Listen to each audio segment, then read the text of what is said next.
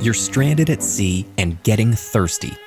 Water fills the horizon, but you know you're not supposed to drink it. So, what would actually happen to you if you did? And how can you find a way to hydrate? The danger in drinking salt water lies at the cellular level.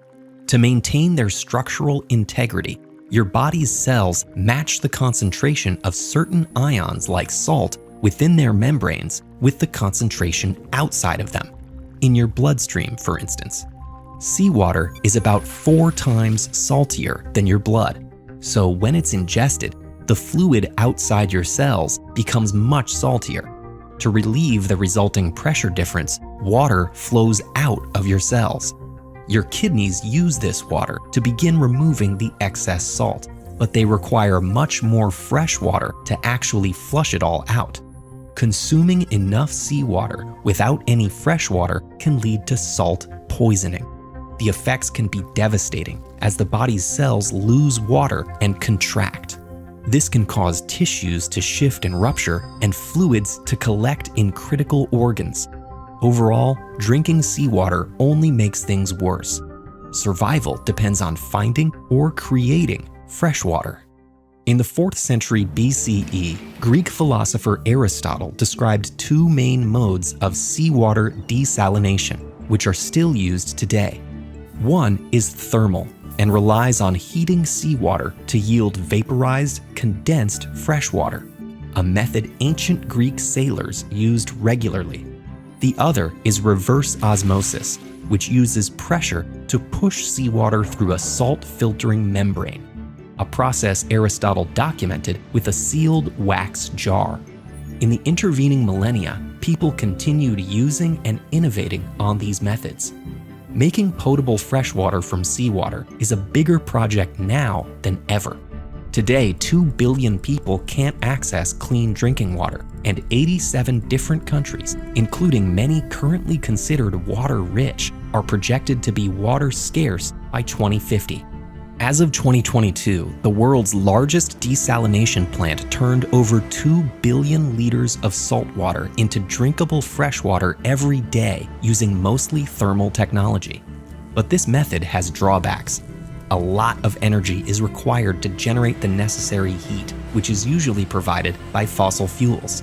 Thermal desalination plants also produce considerable waste in the form of brine, ultra-concentrated salt water that can be harmful if simply returned to natural bodies of water. Many see more promise in reverse osmosis, which nowadays uses synthetic membranes to filter out salt and other impurities. Overall, it's more energy efficient and less briny than thermal desalination. As of 2020, around 17,000 desalination plants supplied more than 300 million people with fresh water, most of them using reverse osmosis. Those numbers are increasing, but waste, cost, efficiency, and sustainability remain big issues. More research is needed to make renewable-powered desalination plants energy and cost-effective at larger scales. Meanwhile, another body of water appears promising in combating water scarcity: wastewater. Reverse osmosis membranes actually require less energy to remove contaminants and the small amounts of salt found in wastewater than they do to desalinate salt water. And importantly, wastewater recycling operations still yield pure, safe drinking water. Okay, but back to the boat stranded at sea. First, a couple dehydration don'ts. Drinking your own urine isn't recommended because a few days of filtering accumulating waste products without any freshwater relief can cause kidney damage.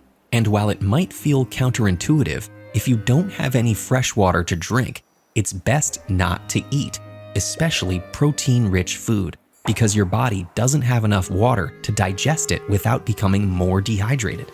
You can, however, work to secure freshwater sources using any water-wicking materials you can find to help collect rain and dew. And you could get a low-tech thermal desalination operation going by letting seawater sunbake in containers and collecting the condensation. You can also try getting some hydration by drinking bird and turtle blood and fish spinal fluid and eyes. Maybe that sounds unappealing, but desperate times might call for a collection of thirst-quenching measures.